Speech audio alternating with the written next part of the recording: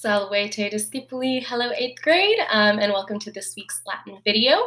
This is going to be part 1 of our walkthrough of this passage, pugna, in our online Latin textbooks, page 72. We are in stage 6, and we're starting this passage. Now, I want you guys to translate pugna before you move on to the assignment for the week, which is Felix. So you're going to be translating this on your own. I'm not going to have videos for this one. You're just going to submit your translation through Google Classroom, and then I'll make notes and corrections through there for you guys. So this one's going to be a little bit different. But for pugna, we're going to do it like how we normally do, where I walk you guys through it. So let's zoom in a little bit over here and move my face around. All right. Ooh, there we go. All right. So like usual, make sure you are paying attention to, we've got some new verbs, right? We learned new grammar this chapter, so we've got new past tense verbs. So you need to be really paying attention to our word endings. So not just our noun endings, right? We have to pay attention to whether nouns are in the nominative subject form or the accusative direct object form. But now we also need to pay close attention to our verb endings as well, now that we're going to start seeing some past tense verbs.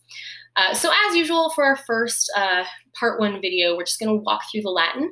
I'm going to read through the Latin, and I would like you to practice saying the Latin out loud to practice your pronunciation.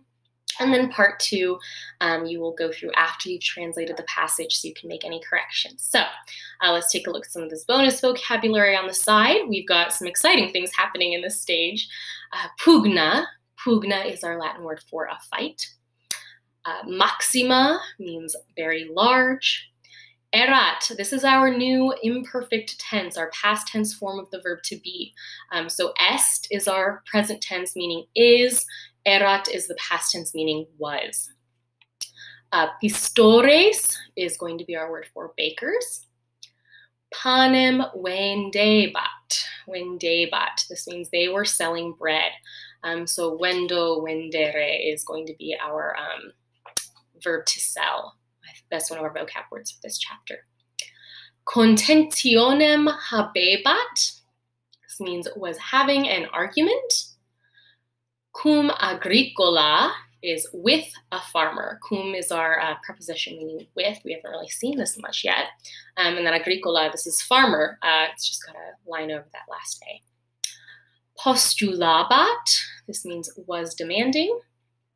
Pulsavit means hit or punched. Pulso, pulsare is one of our new vocab words for this chapter. Quod means because. Incitabant, we're urging on. This is related to like incite. To incite something is to kind of get it started, get it going. Postquam means when or after. I think this is one of our vocab words for the chapter as well. Festinavit, yet another word that means to hurry. We've learned like 6 or 7 words that mean to move quickly. Superavit means overpowered. This is one of our new vocab words as well. And agitavit is going to mean chased.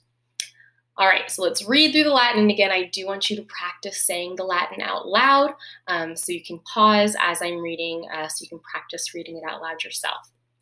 So, pugna is the title of our story, and it's titled The Fight. So, exciting things are going to happen. So we have Clemens in foro ambulabat. Turba maxima erat in foro. Servi et ancillae cibum emebant. Multi pistores panem vendebant. Poeta recitabat. Mercator Graecus contentionem cum agricola habebat. Mercator iratus pecuniam postulabat. Subito agricola Graecum pulsavit, quod Graecus agricolam vituperabat. Pompeiani ridebant et agricolam incitabant. Clemens, postquam clamorem audivit, ad pugnam festinavit.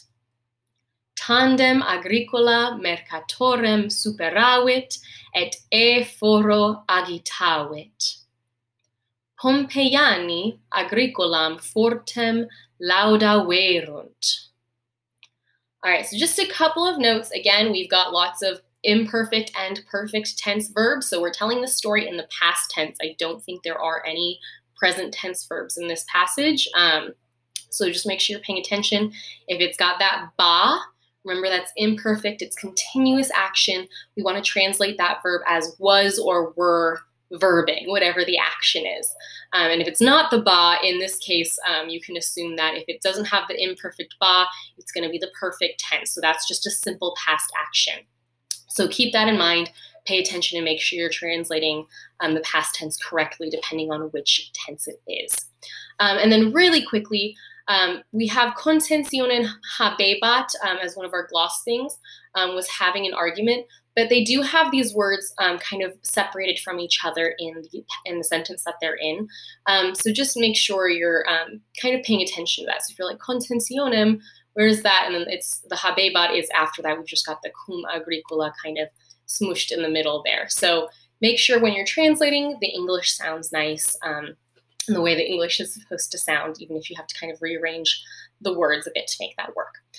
All right, so as usual, you're going to write down your translation of this passage, and then once you have that done, you will head over to part 2 of our video where I will walk through the translation and you will correct it, and then you will email me your corrected translation of this passage so you can get participation credit for the week.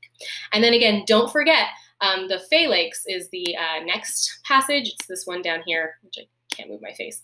It's this one down here, and I've posted this on Google Classroom as an assignment. So you'll translate it on there and then submit it, and there's no video for that one, okay? So that one's gonna be kind of done a little bit differently, but there is the second video for pugna. So other than that, email me if you have any questions. Otherwise, I will see you in part 2. Walete discipuli.